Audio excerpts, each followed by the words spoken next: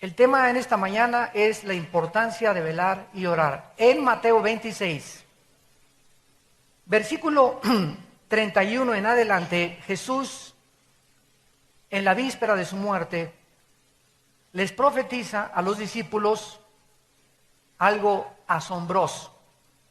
Dice Mateo 26, versículo 31, entonces Jesús les dijo, todos vosotros, en primer lugar, ¿ven cuántas profecías? En casi 2 versículos. O sea, todos los discípulos, absolutamente todos incluidos, la primera profecía, en segundo lugar, se iban a escandalizar. Y nos incluye a todos, la segunda profecía es que todos se iban a escandalizar. Todos iban a huir y todos lo iban a dejar solo. De mí esta noche, el escándalo iba a ser Jesús. Tercera profecía. Cuarta profecía, y él cita Zacarías 13:7, porque está escrito, heriré al pastor y las ovejas del rebaño serán dispersadas. Jesús entonces comienza a preparar a los discípulos y a decirles, van a comenzar a desarrollarse una serie de eventos que ya estaban escritos, como Zacarías 13:7, que el pastor iba a ser herido y las ovejas se iban a dispersar, se iban a echar a correr los discípulos. Pero Jesús les dice, todavía en el versículo 32, otra profecía, pero después que haya resucitado. Él estaba absolutamente consciente de todo lo que iba a suceder. En su preconocimiento divino, Jesucristo sabía a qué horas lo iban a crucificar, qué día lo iban a arrestar, en qué momento lo iban a abandonar. Él estaba consciente absolutamente de todo lo que sucedía. Pero quiero decirles a ustedes que voy a resucitar. Y después de que resucite, dice el versículo 32, voy a ir delante de ustedes, o sea, me voy a adelantar a Galilea, para que cuando ustedes lleguen a Galilea, yo ahí los voy a estar esperando resucitar. Respondiendo Pedro le dijo, aunque todos se escandalicen de ti, yo nunca me escandalizaré. Jesús le dijo, de cierto que esta noche, antes que el gallo cante, me negarás 3 veces. Pedro le dijo, aunque me sea necesario morir contigo, no te negaré. Todos los discípulos dijeron lo mismo. Hasta este momento todos ellos confiaban en la carne. Señor, yo voy a ser cristiano, yo nunca voy a cometer adulterio, yo ya no me vuelvo a emborrachar, ya no vuelvo a dejar de fumar, te prometo que voy a hacer esto para el siglo XXI y comenzamos a hacernos propuestas donde creemos que nuestra fuerza de voluntad es suficiente para poder caminar con Dios. Y muchas veces nos damos cuenta que estas proposiciones y estas propuestas que nos hicimos para caminar con Dios en un nuevo siglo que comienza, o a un nuevo mes, o una nueva semana, fallamos. Y que no somos capaces de cumplir lo que nosotros nos habíamos propuesto por desconocer el secreto que Cristo nos va a revelar. Hasta este momento todos dijeron, no, Señor, no, aquí nosotros no, vamos a morir contigo. Lejos sea de nosotros. Entonces, versículo 36. Llegó Jesús con ellos a un lugar que se llama Getsemaní. Y dijo a sus discípulos, siéntense aquí, entre tanto que voy allí y oro. Y tomando a Pedro y a los 2 hijos de Zebedeo, comenzó a entristecerse. Esta palabra en el griego, lupeo, que se tradujo entristecerse, significa ser afectado de una profunda tristeza o de un dolor del corazón indescriptible. Podemos decir, me siento triste que me dejó mi esposa, me siento triste que mi hijo esté caminando en malos pasos, me siento triste de la situación del país, pero esta tristeza que Jesús experimenta en Getsemaní rebasa todo lo imaginable de la tristeza que un ser humano puede atravesar.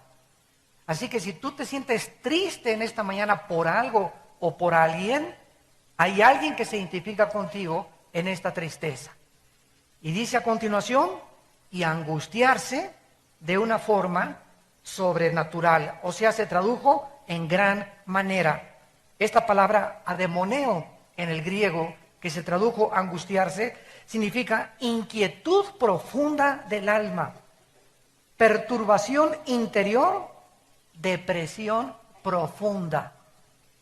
Lo que sucedió en la humanidad del Hijo de Dios en Getsemaní se puede solamente describir con dos palabras castellanas: tristeza y depresión. Tristeza y soledad. No hay otras palabras en el vocabulario para describirlas más que en el original griego. Y entonces Jesucristo en el versículo 38 les dijo: mi alma está muy triste hasta la muerte. Quédense aquí y escuchen lo que les dice: velen conmigo. Era el momento de velar. Y este siglo XXI, donde comienzan a cernirse nubes negras en el panorama, donde las guerras y las amenazas de guerras nucleares van a aumentar, donde los fenómenos meteorológicos y sobrenaturales van a comenzar a incrementarse, donde tsunamis como el que acaba de ver en Australia esta semana, olas en Australia de 6 metros de altura, ahogaron totalmente un poblado, y terremotos, etcétera, etcétera. Es el tiempo en que Dios nos dice desde el cielo: pueblo mío, es tiempo de velar. Y esta es la importancia de este estudio. ¿Qué significa velar? Yendo un poco adelante, versículo 39, se postró sobre su rostro, orando y diciendo: Padre mío, si es posible, pase de mí esta copa, pero no sea como yo quiero, sino como tú. Vino luego a sus discípulos y los halló durmiendo, o sea, no velando. Ya vemos aquí, en primer lugar, que la contraparte de velar, ¿cuál es? ¿Perdón? Dormir. Y hasta este momento esta palabra se usa en la dimensión física. Cuando les dijo: velen conmigo, le estaba diciendo: manténganse despiertos físicamente, o sea, no se duerman físicamente. Noten esto, versículo 40. Los halló durmiendo y le dijo a Pedro: así que no han podido velar conmigo una hora. Aquí nos damos pues cuenta que la interpretación hasta este momento de velar es mantenerse despierto físicamente. Versículo 41 cambia totalmente la interpretación: velar y orar para que no entren en tentación. El espíritu a la verdad está dispuesto, pero nuestra carne es débil, demasiado débil. Tienes que conocerte a ti mismo. Qué débil es nuestra carne. Porque hasta que no estemos conscientes de qué débiles somos, no vamos a velar. Vamos a confiar en nuestras propuestas, y en nuestros planes, y en nuestros programas, y esto y por acá: yo soy santo, yo nunca voy a caer, y estoy en lo espiritual, y he alcanzado un límite espiritual tremendo. Y mientras vivamos en esa burbuja absolutamente falsa, espiritualmente hablando, vamos a caer. Como dice en 1 Corintios, el que piensa que está firme, mire que no caiga. Y por segunda vez, versículo 42, Cristo, orando por segunda vez, les dijo: Padre mío, si no puedo pasar de mí esta copa sin que yo la beba, hágase tu voluntad. Vino otra vez y los halló durmiendo, porque los ojos de ellos estaban cargados de sueño. Y dejándolos, se fue de nuevo y oró por tercera vez. Y recuerden, él solo. Ellos no pudieron velar. Y entonces vino a sus discípulos, versículo 45, y les dijo: ya duérmanse. Yo hubiera dicho: bola de flojos. Descansen. He aquí ha llegado la hora, y el Hijo del Hombre es entregado en manos de pecadores. Levántense, vámonos, vean, se acerca el que me entrega. Esta es una de las principales advertencias y amonestaciones que Jesús les hace a los discípulos, y es importante que en esta mañana podamos descubrir el significado profundo de lo que significa espiritualmente la palabra velar. Por ejemplo, en 1 Corintios capítulo 16, versículo 13, dice el apóstol Pablo que debemos de velar y portarnos varonilmente haciendo justicia. Y veamos nosotros que casi siempre en la Biblia, principalmente en el Nuevo Testamento, cuando se usa la palabra velar, va asociada de la palabra orar. Velar y orar son dos actitudes que forman una sola moneda. No se pueden separar. Son absolutamente hermanas. Por eso es que muchos de ustedes, cuando se proponen orar, ¿qué sucede? Les vence el sueño. Y por eso no es recomendable orar acostado, a menos que tengas alguna deficiencia física o tengas problemas en los meniscos, en tus rodillas y no te puedas hincar o sentar. Pero el problema cuando oramos dormidos, ahí me ha pasado muchas veces, me quedo dormido.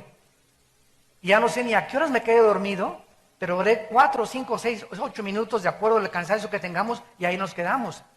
Y cuando queremos velar, no lo hagas acostado, por favor, porque te vas a quedar dormido.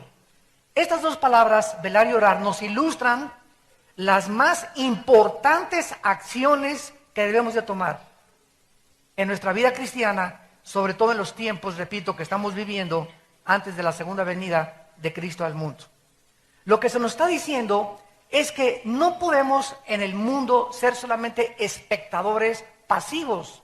Soy cristiano y veo todo lo que pasa, oigo estos chismes, oigo por acá, vengo a la iglesia, me siento acá, me siento allá.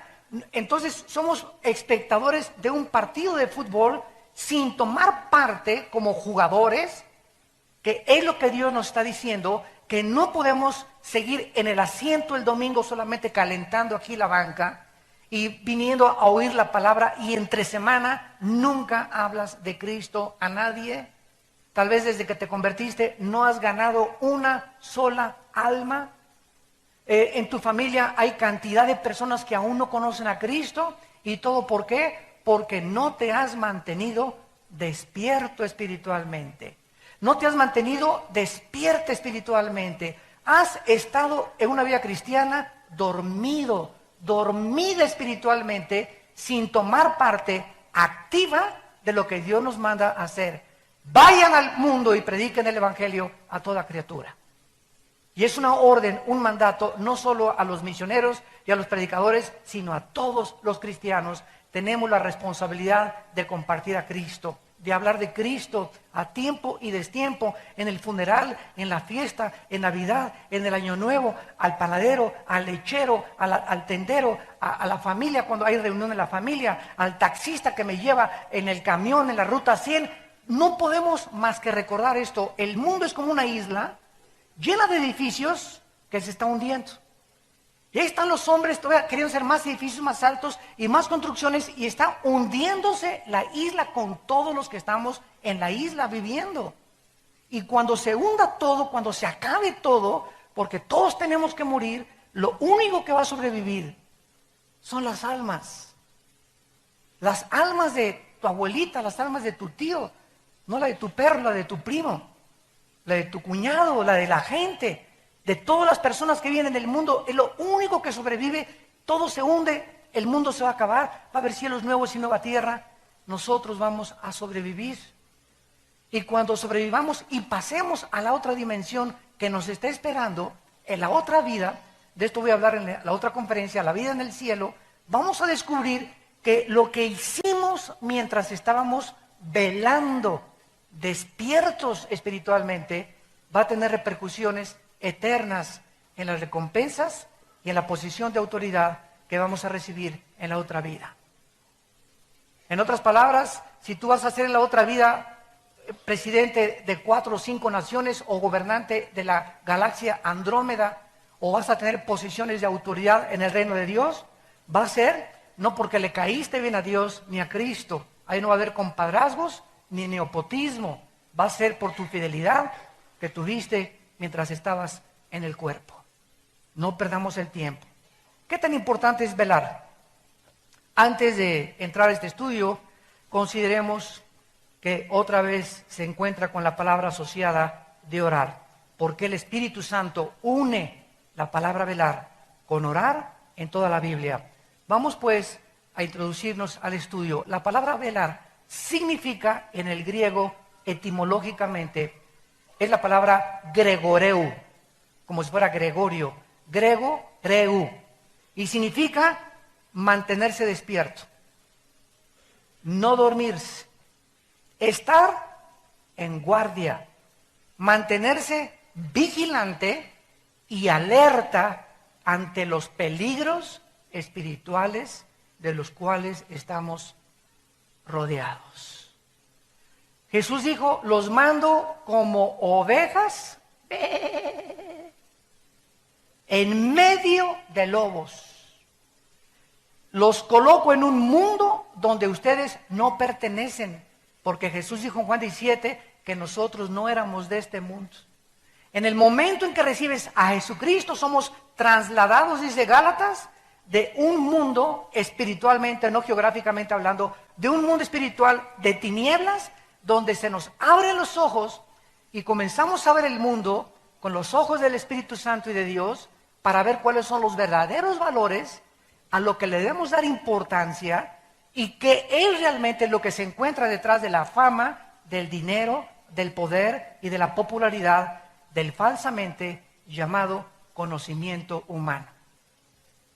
Entonces, esa luz que se nos da a través del Espíritu Santo cuando Él entra a nuestra vida, que nos abre los ojos al mundo real al que vivimos, ya no es el jijiji, jojojo, y la vanidad, y las mentiras ilusorias, etcétera, etcétera. Es un mundo que está en contra de nosotros. Es un mundo que se opone a este libro.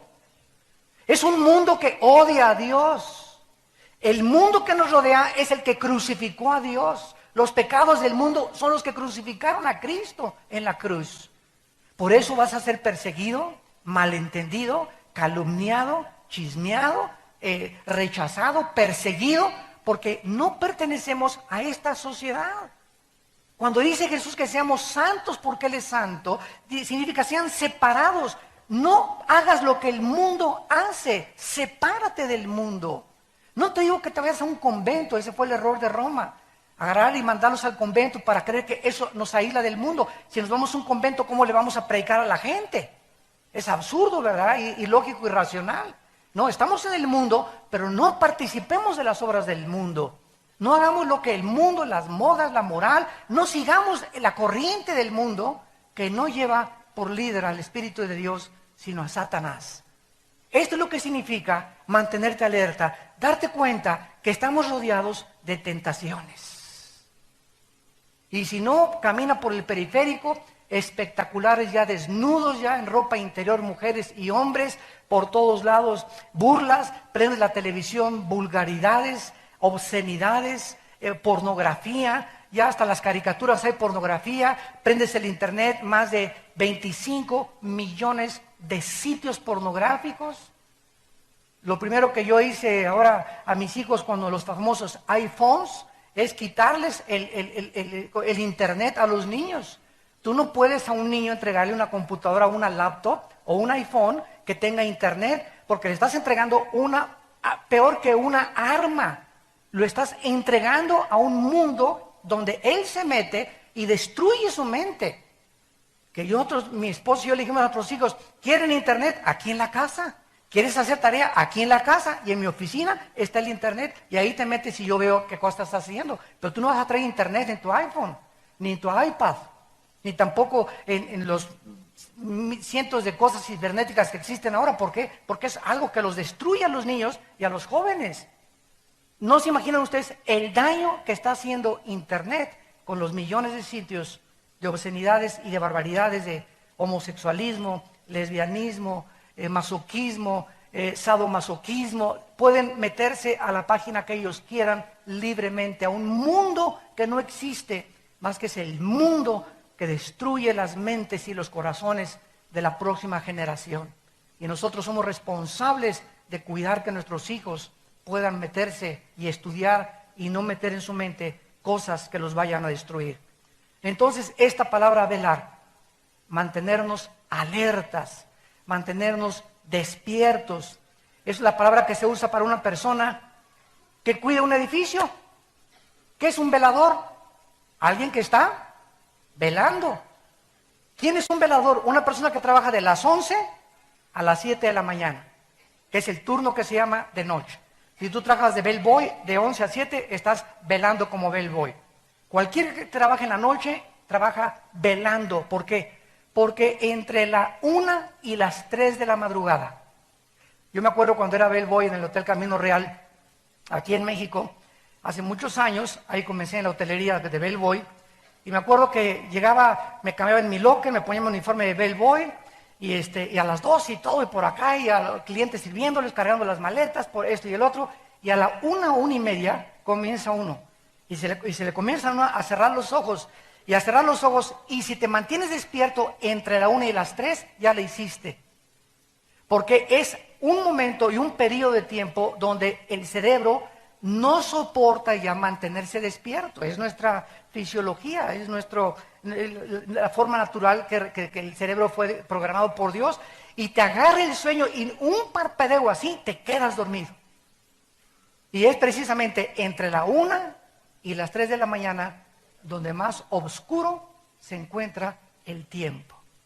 De las 3, 4, 5 de la mañana ya comienza el amanecer, ya no es tan difícil mantenerse despierto.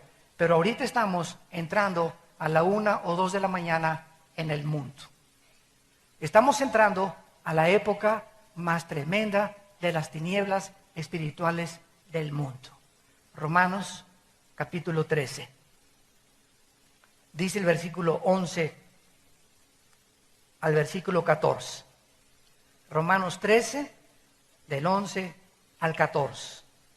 Y esto, vean el énfasis espiritual de esta amonestación del apóstol Pablo. Romanos 13, 11. Y esto conociendo el tiempo. O sea, ¿qué responsabilidad tenemos nosotros de saber en qué tiempo estamos viviendo? Debemos de conocer que nos encontramos a las 2, 3 de la mañana. El mundo está oscureciéndose. Dice en Isaías, y las tinieblas cubrirán el mundo, pero a ustedes les resplandecerá la luz. Es en este tiempo, amados santos de Dios, ustedes que nos escuchan a través de la televisión, cuando más alertas y despiertos espiritualmente debemos estar. Conociendo el tiempo, que ya es hora de levantarnos del sueño. Ya estuvo suave que nada más el domingo y entre semana, el tiempo de ir a la iglesia, vamos a la iglesia. Jesucito mío, me dulce compañero, ni noche ni día. Santo, santo, santo, santo. Y te vas y de lunes a sábado no vives la vida cristiana, no tienes una vida de oración diaria, no tienes una vida de estudio de la Biblia, no vas entre semana a estudios, estás dormido, dormida en el tiempo que estamos viviendo. Y luego, ay, me dejó mi esposo. Ay, me dejó mi esposa, y mi hijo tiene problemas, y esta cosa, y me robaron por acá, y me pasó estas cosas, y quieres que en ese sueño espiritual te ayude Dios. Y cuando despiertas es cuando, Señor, ¿me ayudas? Señor, ¿me sanas? Esta pasa de Santa Claus, ¿me la sanas también, Señor? No queremos disciplina, no queremos someternos a la palabra de Dios, pero queremos que Dios sea nuestro siervo cuando lo necesitamos. Y esto no lo enseña la Biblia. Esto no lo encuentras en las Sagradas Escrituras. Levantémonos del sueño porque ahora está más cerca de nosotros nuestra salvación que cuando creímos. Y dice Pablo, la noche está avanzada. En otras palabras, él compara la vida cristiana con el día y la noche física. Así como el amanecer es a las 4 o 5 de la mañana y la peor hora es entre la 1 y las 3 de la mañana, físicamente hablando, estamos entrando en la peor época de la humanidad, la hora de las tinieblas. ¿Recuerdan cuando Jesús lo agarraron en Getsemaní y lo arrestaron? ¿Saben? ¿Recuerdan la palabra que dijo? Ahora es el tiempo de las tinieblas. El momento que crucificaron a Cristo, el mundo se cubrió de tinieblas. Fue la hora en la que Satanás tenía el permiso de Dios de cubrir el mundo de tinieblas. Y si hubiéramos tenido una pantalla que nos descubriera el mundo espiritual, en la cruz de Cristo hubiéramos visto que ahí en el aire estaba Satanás con todos los millones de ángeles potestades gobernante de las tinieblas, ahí se reunieron en el monte Gólgota. Alabío, alabao, alabim, bomba. Le dimos, ra, ra, ra. Y estaban todos, el templo se rasgó, hubo un terremoto tremendo. Y qué susto a los 3 días. Cuando él sale de entre los muertos y les dicen, ¿dónde está tu bio? Alabao, alabim, bomba. Aquí estoy, yo soy el que ustedes me echaron porras para morir, me rechazaron, me crucificaron, se burlaron, me escupieron, me calumniaron y yo no dije absolutamente nada. Ahora es el tiempo de la luz, de la resurrección de entre los muertos. Para que todos ustedes vean, para que todos ustedes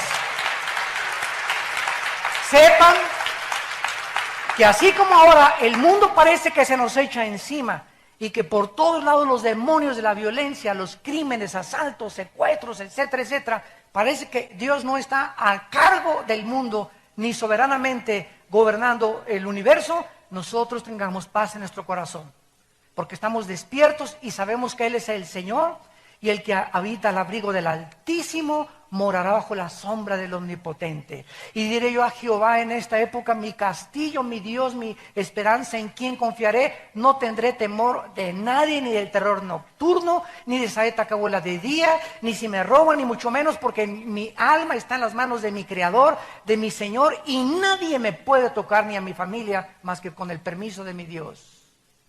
Y caminas en este mundo de tinieblas, y ando así, y ya no quiero salir, lleno de temor, y deprimido, y agüitado, y el otro, y ya perdí el trabajo, ahora me voy contra mi esposa, ya perdí el trabajo, ya pierdes totalmente la brújula, te divorcias, y comienzas a hacer y a tomar decisiones totalmente irracionales, simplemente por algo, porque cuando Cristo te habló, no pusiste un fundamento en tu vida. Y cuando los vientos comenzaron a soplar contra tu vida, perdiste el trabajo, perdiste a tu esposa, perdiste a tu novio, perdiste a tu y el otro, y vinieron las aguas y los ríos a tu vida no estaba sobre la roca.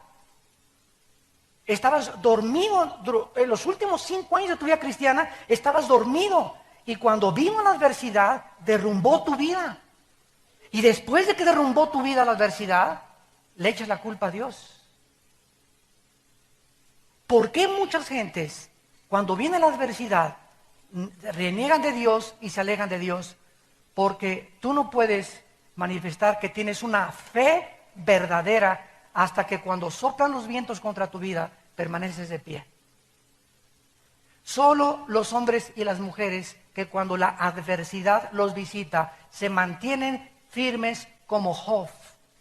No entiendo por qué Dios me quitó mi casa, me quitó a mis hijos, me quitó mis propiedades. Yo no sé lo que está pasando en el universo. Job no tenía ni siquiera el Antiguo Testamento completo, pero yo sé que mi Redentor vive y aunque esta mi carne deshecha, he de ver a Dios y me purificaré y saldré más puro que el oro. No voy a entender porque no me manda Dios entender las circunstancias, me manda creer en Él.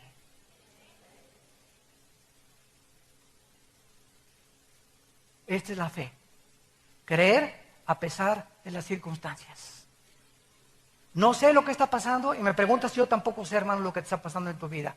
Pero eso es una cosa, Salmo 27. Hubiera yo desmayado si no hubiera creído que vería a Dios en la tierra de los vivientes. La fe es lo único que nos sostiene de pie. Seguir creyendo. Y si cuando los vientos vienen contra tu vida, tu fe no está fortalecida, porque estabas dormido espiritualmente hace 4, 5, 6 semanas, los vientos van a acabar con tu casa, van a acabar con tu familia, van a acabar con tu matrimonio, van a acabar con tu negocio, van a acabar con todo, porque viene para matar, robar y destruir el enemigo. Pero yo digo, Jesús, quiero darte vida y vida en abundancia. Despiértate, tú que duermes, y te alumbrará Cristo. Ahora pasamos y nos damos cuenta pues que velar espiritualmente, unido a la oración, es lo único que nos dará la fuerza y el poder para sobrevivir este mundo. Es lo único que nos va a mantener de pie y aguantar los chubascos, las granizadas, las tormentas espirituales y físicas que se vienen sobre el mundo. Es lo único que te va a mantener, y aunque pierdas el trabajo, no va a faltarte la comida, no vas a pedir prestado, porque joven fui, dice el Salmo 37, y he envejecido. Y no he visto justo desamparado, ni su descendencia que mendigue el pan. Por cuanto has puesto en mí tu amor, dice el Señor, Salmo 91, y has confiado en mí, yo te libraré. Porque sabe Dios librar a los justos de la tribulación y darles el pan en el momento de la adversidad. Hijo mío, no te olvides de mi ley, y tus mandamientos estén en mi corazón, porque largura de días y de años y paz te aumentarán. Proverbios capítulo 3. Fíate de Jehová de todo tu corazón, no te apoyes en tu propia prudencia. Reconócelo en todos tus caminos y Él enderezará tus veredas. Teme a Jehová y apártate del mal, porque será como medicina a tu cuerpo, refrigerio a todos tus huesos. Honra a Jehová con tus primicias, con tu dinero, úsalo para la gloria de Dios, y nunca, dice el Señor, nunca te faltará, porque tú me honraste cuando tenías. Ahora que no tienes, acuérdate que no me honraste. No me eches la culpa, dice Dios, que no encuentres trabajo, porque cuando tenías trabajo no me honraste ni siquiera con tus diezmos. Y no es porque Dios lo necesite, simplemente porque es una manera de demostrar que confiamos y que nuestros intereses están en el reino de Dios. Solamente velando y orando podemos nosotros soportar los tiempos en que estamos viviendo. Mientras más cerca nos encontramos de Cristo, con más urgencia debemos despertar de nuestro sueño espiritual. Ahora, en segundo lugar, velar bíblicamente es mantener la mente alerta, porque aquí es donde todo absolutamente se desarrolla el campo de la batalla. La mente es el campo de la batalla entre el bien y entre el mal. Dios nos ha dado una mente maravillosa, no sé cuántos de ustedes ya lo descubrieron. Un niño de 6, 7 años de edad puede hablar 4 idiomas. Yo tengo un nieto ahorita, Max, el hijo de Moisés, mi hijo, que habla 3 idiomas, portugués, inglés y español a la perfección a los 7 años de edad. Su mamá es portuguesa o brasileña, ¿verdad? El inglés lo está aprendiendo en Estados Unidos y el español, pues papá le habla todo el día en español. 3 idiomas habla, le hablas en portugués, este niño de 6 años te contesta en portugués. Le hablas en inglés, te contesta en inglés, le hablas en español, te contesta en español. Tiene 6 años, ahora va a comenzar a aprender italiano. Hay niños de 10 años o de 12 años que se graduaron de la universidad. Hay personas como Stephen Hawking, que ahorita se considera el físico matemático ateo, por cierto, del mundo en Inglaterra, que le das una hoja con ecuaciones y solamente las ve 30 segundos y memoriza más de 30 ecuaciones en 30 segundos. Y te dice perfectamente bien de qué se trató cada incógnita, cada raíz cuadrada y cada X de cada ecuación. ¿No se han dado cuenta ustedes que la mente que Dios nos los dio para que estudiáramos, para que aprendiéramos, para que observáramos, para que analizáramos, para que juzgáramos, para que discerniéramos, para meditar, para memorizar y para pensar? Pero ¿en qué tu mente la estás usando a los 20 años que tienes, 30 años que tienes? ¿En el Calimán? Nada más la sección de deportes, si ganó el América o si perdió el América. O si los Steelers van ahora al Super Bowl. Y la televisión, las telenovelas, te roban tu mente las telenovelas. Te la vacían las películas, las telenovelas. ¿Por qué? Porque nunca memorizas la palabra, nunca la reflexionas, nunca piensas, nunca ponderas acerca de lo que estás leyendo. Y esta es la razón por la cual tu mente es de ostión. La tienes así, tu mente la tienes completamente obstruida.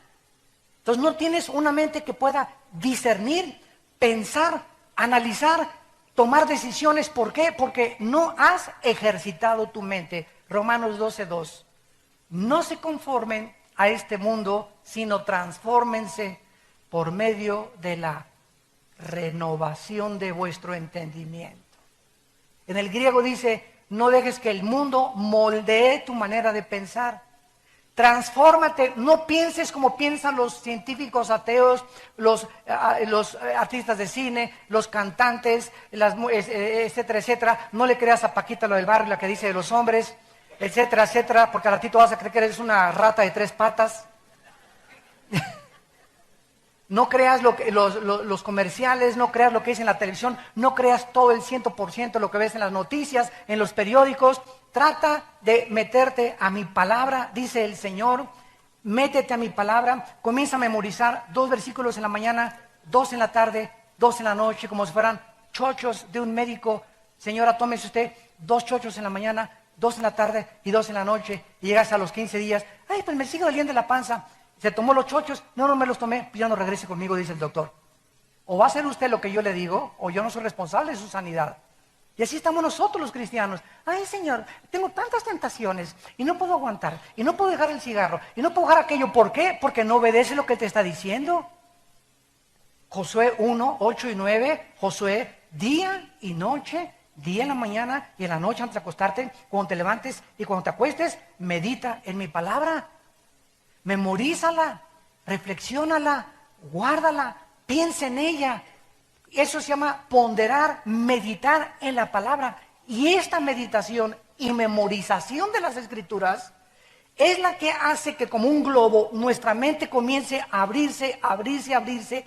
Y mientras más palabra tengas en tu mente, tienes una percepción espiritual mucho más grande de lo que está pasando en las naciones, en el mundo, en la ciencia, en tu escuela. Comprendes a las gentes, comprendes las iglesias, tienes estabilidad, tienes brújula, porque eres lleno de la palabra de Dios. Mientras no hagamos esto, no vamos a mantenernos despiertos en los tiempos que estamos viviendo. Si yo te pasara aquí ahorita y te dijera, de perdis, dinos el Salmo 23, ¿te lo sabes de memoria el Salmo 23? Ya de perdida. No, hermano, no me sé Juan 3:16. De tal manera amó Dios al mundo que Dios dijo, ni qué, bla, bla, bla. ¿Te sabes el Salmo 91 de memoria? ¿Te sabes algún salmo de memoria? ¿Te sabes algún capítulo entero de memoria de la Biblia? O por lo menos todo Proverbios capítulo 3, o Proverbios capítulo 8, o Salmo 27, Dios mi fortaleza, mi salvación, no de nadie de temer. ¿Podrías pasar aquí y decirnos 30 versículos de memoria que en tus 10 años y 15 años o 20 años de cristiano no has podido memorizar 20 versículos de la Biblia? ¿Te das cuenta la mediocridad de la vida espiritual que estás atravesando y viviendo? Y así quieres, ¿y qué fue la predestinación? ¿Y qué pasó con el arca de Noé? Y no entiendo Apocalipsis, y no entiendo esto. Y todos somos hipócritas, y comienzas a llenarte de prejuicios mentales porque no tienes juicio ni sabiduría para vivir. Porque lo que nos da la sabiduría es la palabra de Dios. Salmo 19, la ley de Jehová es perfecta, que convierte el alma. El testimonio de Jehová es fiel, que hace sabio al sencillo. Los mandamientos de Jehová son rectos, que alegran el corazón. El precepto de Jehová es puro, que alumbra los ojos. El temor de Jehová es limpio, que permanece para siempre. Deseables son más que el oro y más que mucho oro afinado, y dulces más que la miel del panal, y en guardar su palabra hay grande galardón. ¿Qué hago cuando comienzo a dudar de Dios? A citar el Salmo 19. Tu ley es perfecta. No necesito nada que convierta mi vida más que tu palabra. No necesito psiquiatras, no necesito chochos, no necesito psicólogos. Necesito tu palabra.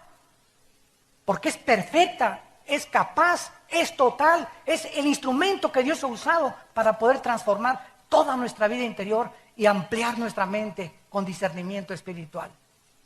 Y esta es la razón por la cual fracasamos, porque no velamos memorizando la palabra de Dios. Yo me he propuesto este año del 2011 no acostarme sin memorizar un capítulo entero de la Biblia todos los días. Y que me den las 10:30, que es a lo que me acuesto, a las 11 a más tardar, pues me acuesto a las 7 y ya me recojo a las 7 y no quiero hacer nada más que la palabra de Dios. Vivir en la palabra, meditar la palabra, memorizar, pensar en ella, llenar mi corazón. Las noticias de vez en cuando, ¿verdad? Porque es importante estar consciente de lo que está pasando en el mundo. Y revistas también, Time Magazine y Newsweek y US News World, etcétera, etcétera. Pero la prioridad es la palabra de Dios. Mientras tú no hagas esto, el sueño te va a ganar, te va a dominar. Y como los discípulos cuando necesitaron estar con Cristo en la cruz, se echaron a correr porque se durmieron en el momento de la prueba. ¿Qué pasó qué hubiera pasado si los discípulos no se hubieran dormido en Getsemaní? No hubieran abandonado a Jesús. Y Jesús murió solo con 3 mujeres al pie y Juan el único que se quedó con él. Y todos se fueron. ¿Qué pasa cuando nos dormimos? Comenzamos a negar a Dios. Comenzamos a abandonar a Dios. Comenzamos a creerle más al mundo y nuestros principios y convicciones comienzan a deshacerse como la niebla, porque no estamos llenos de toda la plenitud y el conocimiento de la palabra de Dios. En penúltimo lugar, dice la Biblia que al contrario de todas las religiones paganas, es muy significativo que el cristianismo está basado en mensajes escritos y hablados. No sé cuándo lo habías podido tú pensar. Mensajes escritos en la Biblia, porque el pueblo de Dios se llama el pueblo del libro. Así se nos llama, el pueblo del libro de la Biblia. Nuestro valor, nuestro fundamento es la Biblia, no mi razón, mi filosofía, ni Sartre, ni Darwin, ni Freud, ni Sagan. No, mis principios vienen de este libro. Somos el pueblo de la Biblia. Los mormones es la Biblia más Doctrinas y Convenios, más la Perla de Gran Precio. Los Testigos de Jehová, la Biblia más el Atalaya, el romanismo, la Biblia más las tradiciones de la iglesia, etcétera, etcétera. Pero nosotros somos el pueblo del libro. Esta es la característica más importante del cristianismo. Es la Biblia, nada más. No hay nada que quitarle, no hay nada que agregarle. Es suficiente para nosotros este libro. En contraste, la mayor parte de las religiones paganas enfatizan imágenes, ídolos, símbolos y rituales, los cuales están comenzando a entrar al cristianismo. En lugar de que esto sea nuestro fundamento, ahora, vengo a oír una palabra de profecía. Vengo a que me diga si me voy a casar.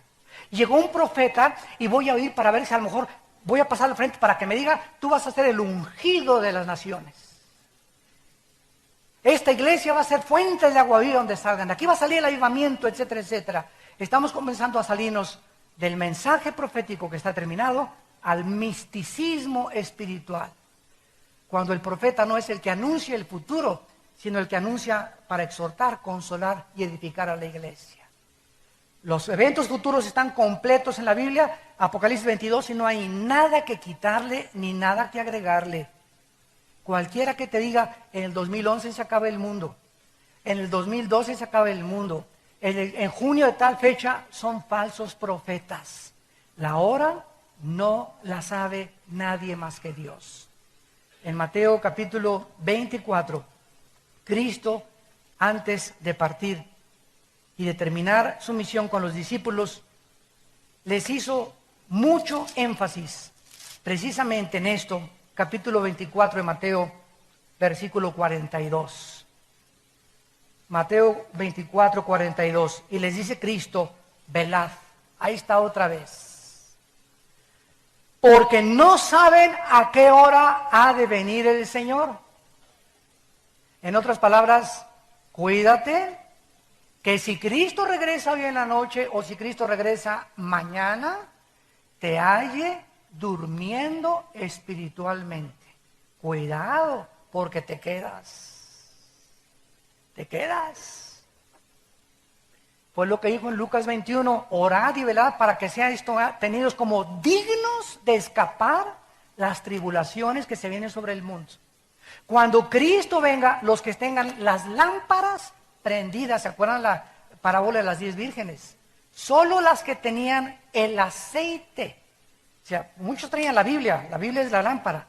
Pero si tú traes la lámpara a la Biblia sin el aceite, que es el Espíritu Santo, que es el que le da vida a la palabra, no mi mente, no mi razonamiento, sino que es el Espíritu dentro de mí lo que hace viva la palabra a mi espíritu. Si no tengo una relación con el Espíritu Santo viva, diaria y dinámica, porque estoy alerta y el Espíritu Santo tiene un instrumento a quien hablarle, cuando venga Cristo me va a hallar, sí, con la Biblia, aleluya, gloria a Dios, y viene el rapto y de repente la mitad aquí del sur se quedaron en la iglesia. ¿Y los demás dónde están? Y entonces vas a caer de rodillas ahí en tu silla. Señor, tenían razón, ¿verdad? ¿Y por qué? ¿Por qué? Por tu negligencia y por tu incredulidad. Nunca le creíste a Dios. Y no me vengas a decir, Señor, Señor, porque te voy a decir, Mateo capítulo 7, nunca te conocí, nunca hiciste mi voluntad. ¿Cuál es su voluntad? Que velemos y oremos. Y continúa Jesús en el versículo 43, pero sepan esto, que si el padre de familia supiera a qué hora el ladrón habría de venir, velaría y no dejaría minar su casa. Tú vives en una casa y creo que si te dicen que hay ladrones afuera de la casa, serías un tonto de dejar las puertas abiertas. Nuestra vida debemos de cerrarla, porque estamos rodeados de ladrones espirituales, de espíritus demoníacos que quieren entrar a robarnos esto, la palabra de Dios.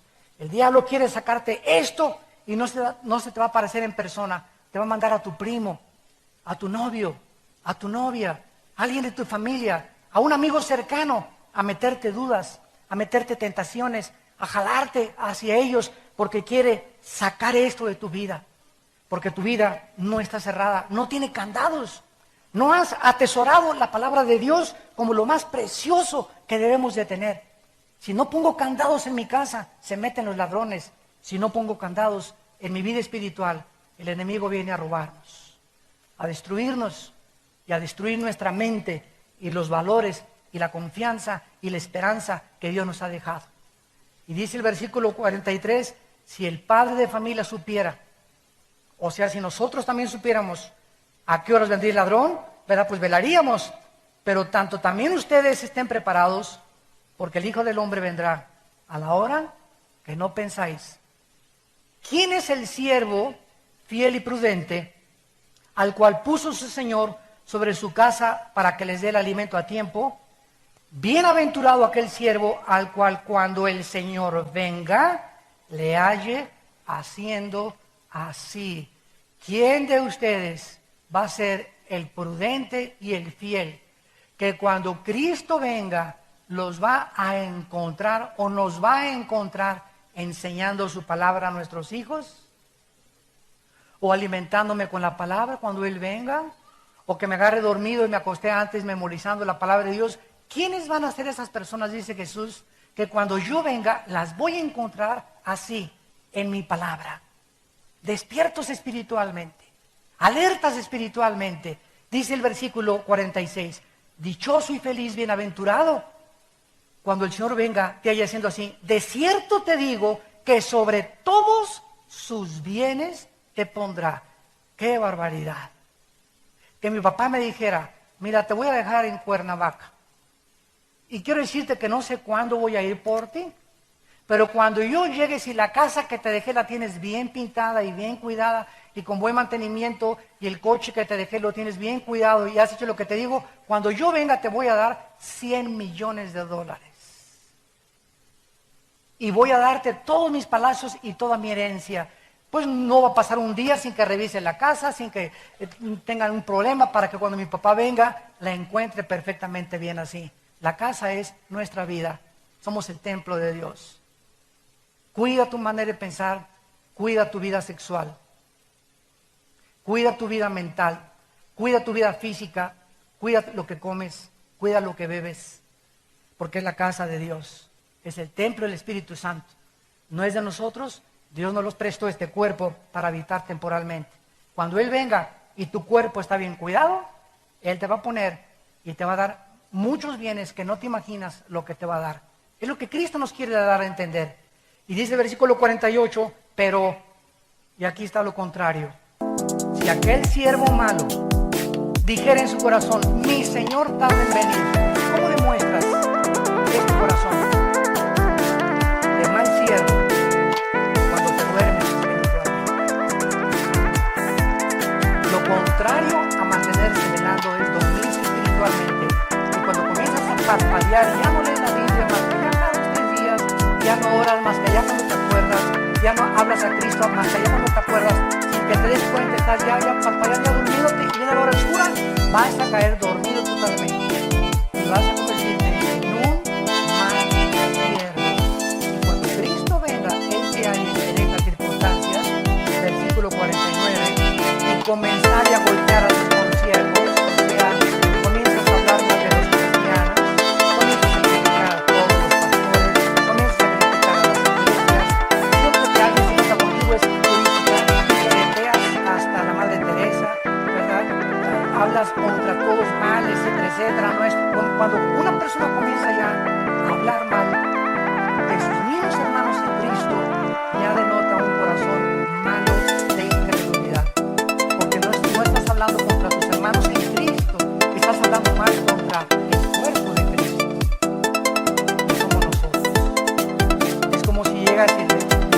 navajazo a un hermano.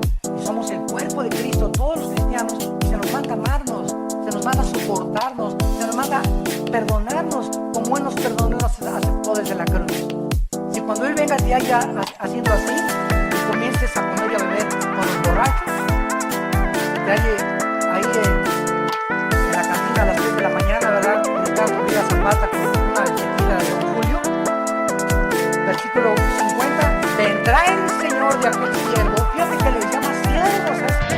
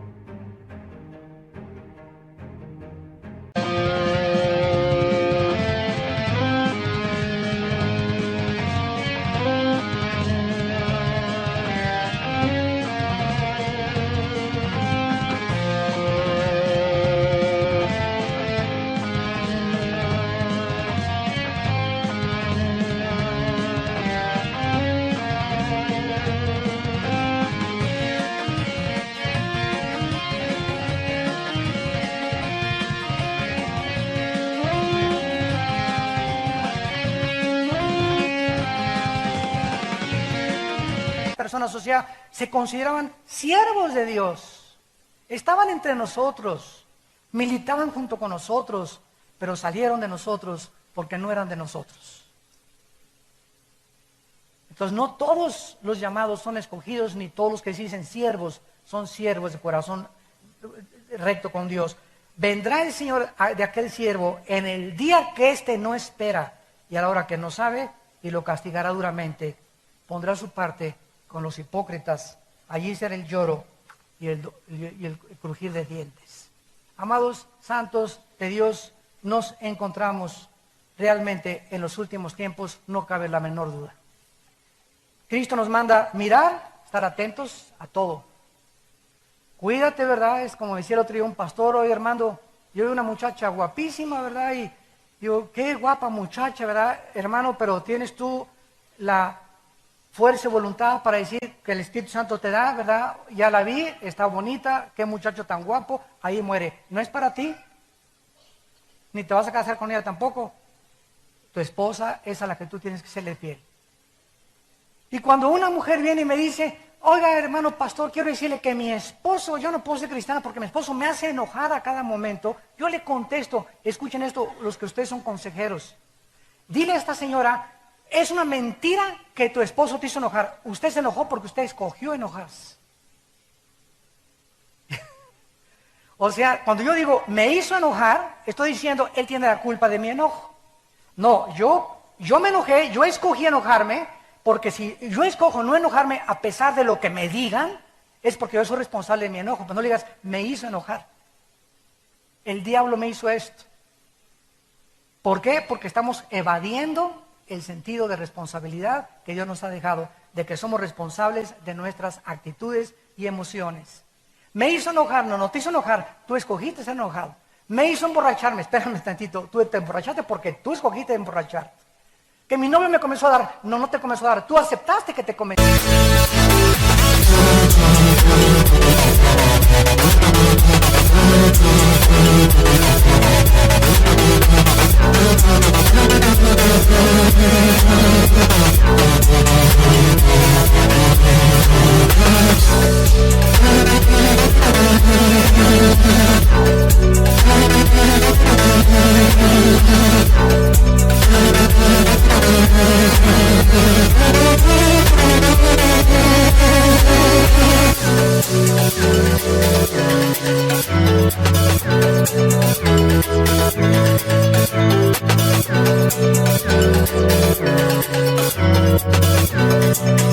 Empezar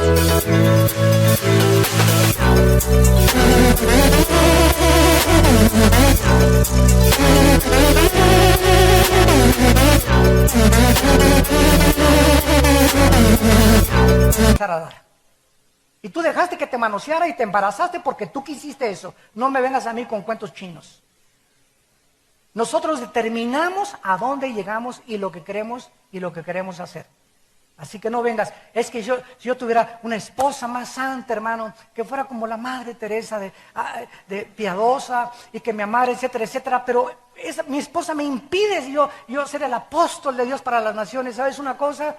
Ni tu esposa, ni tu perro, ni tu mamá, ni nadie puede impedir ni abortar el plan de Dios para tu vida más que tú nada más. Que tu esposa es la leona de Santa Julia. Ok, que siga siendo y que siga rugiendo, a ti no te llega. No digas, me contaminó, no, tú dejaste que te contaminara. Escoge no contaminarte, escoge no hacerle caso, escoge orar por ella, escoge seguir a Dios a pesar de todo. Nunca nadie se atreva a decir, si yo tuviera otro esposo, si yo tuviera otro esposo. No es cierto, no es cierto, no es cierto. Esto proviene de la psicología freudiana, la evasión de la responsabilidad y la victimización de las personas, haciendo a un lado su responsabilidad de los pecados. Es que el señor que le disparó ahora en Tucson, Arizona, el muchacho, era huérfano y lo violaron de niño, es homosexual, este artista famoso cantante es homosexual porque lo violaron de niño. Nada justifica de tu pasado lo que eres hoy, porque entonces no habría calidad ni responsabilidad moral delante de Dios. Mi mamá fue la prostituta de Santa Julia, la leona de Santa Julia, ahí me violaron 3 veces. Yo he escogido seguir igual que el que me violó, ser homosexual. Yo he escogido ser lesbiana, yo he escogido emborracharme. Mi madre y mi padre fueron lo peor, pero yo he escogido lo que soy, porque yo tengo fuerza de voluntad. Nadie ha violado mi voluntad para yo determinar mis decisiones morales. Por favor, que taladre estos pensamientos tu cabecita. ¿Quién es una persona madura? La que llega el momento y dice, yo soy lo que soy y no me parezco a nadie. Perdóname, señoras. Yo soy lo que soy porque yo lo he escogido y porque así he actuado libremente. Es cuando llegas a la madurez. Comenzó con Adán, la señora que me diste. Si no me hubieras dado a Eva, Señor, yo no hubiera comido el fruto. Ahí comenzó la evasión de la responsabilidad. Amados en Cristo, esto es lo que la Biblia nos enseña, que debemos de mantenernos atentos, velar, orar y perseverar en su obra. Constantes en el